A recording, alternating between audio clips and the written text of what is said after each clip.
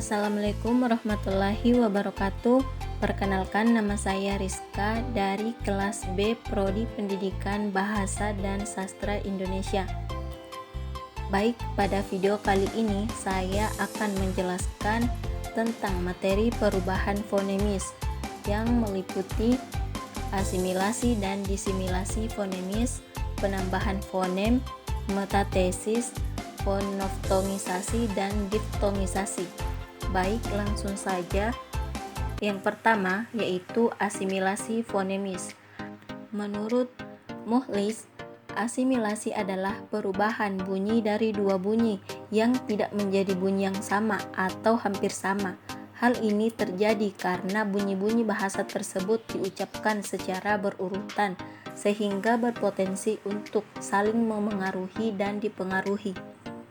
Sedangkan menurut Arifin dan kawan-kawan, asimilasi adalah peristiwa berubahnya sebuah bunyi menjadi bunyi yang lain sebagai akibat adanya pengaruh bunyi di lingkungannya, sehingga bunyi itu menjadi sama atau mempunyai ciri-ciri yang sama dengan bunyi yang memengaruhinya. Contohnya pada kata Sabtu, dalam bahasa Indonesia lazim diucapkan Sabtu, yakni terlihat adanya bunyi B yang berubah menjadi P sebagai akibat pengaruh bunyi T.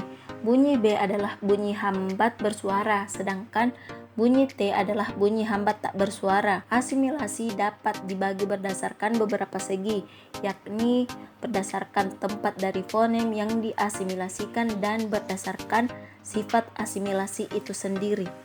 Selanjutnya yaitu disimilasi fonemis. Disimilasi adalah perubahan bunyi yang terjadi jika dua bunyi yang sama atau mirip berubah menjadi tidak sama atau berbeda.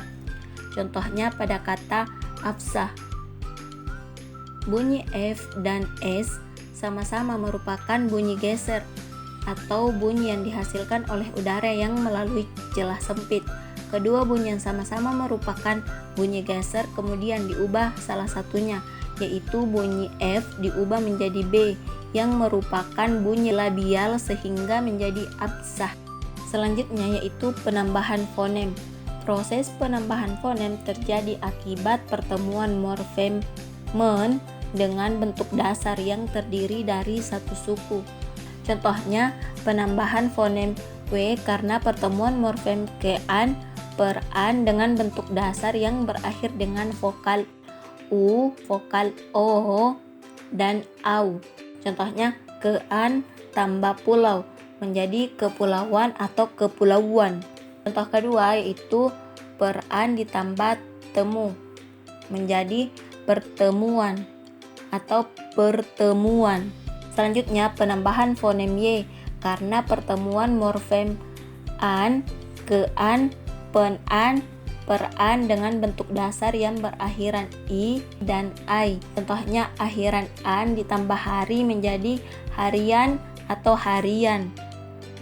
Yang kedua, peran ditambah tikai menjadi pertikaian atau pertikaian. Selanjutnya fonem yang ditambahkan dengan vokal e sehingga men berubah menjadi menge.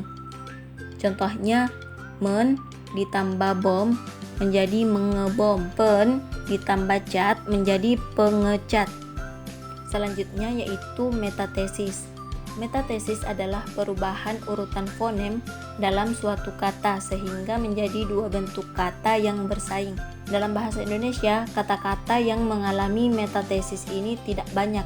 Contohnya pada kata kerikil menjadi kelikir, kata batu menjadi buta, kata jalur menjadi lajur, kata sapu menjadi usap. Selanjutnya yaitu monoftongisasi dan diftongisasi. Monoftongisasi dapat diartikan sebagai suatu proses perubahan dua bunyi vokal atau vokal rangkap menjadi vokal tunggal. Ada 3 jenis monoftong, yaitu yang pertama gabungan AI dibaca menjadi E, gabungan AU dibaca O, gabungan EU dibaca E.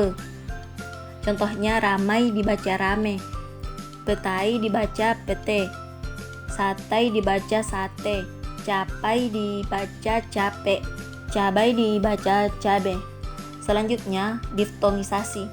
Diftongisasi adalah perubahan bunyi vokal tunggal atau monoftong menjadi dua bunyi vokal atau vokal rangkap atau diftong secara berurutan. Contohnya pada kata teladan menjadi tauladan, vokal e menjadi au.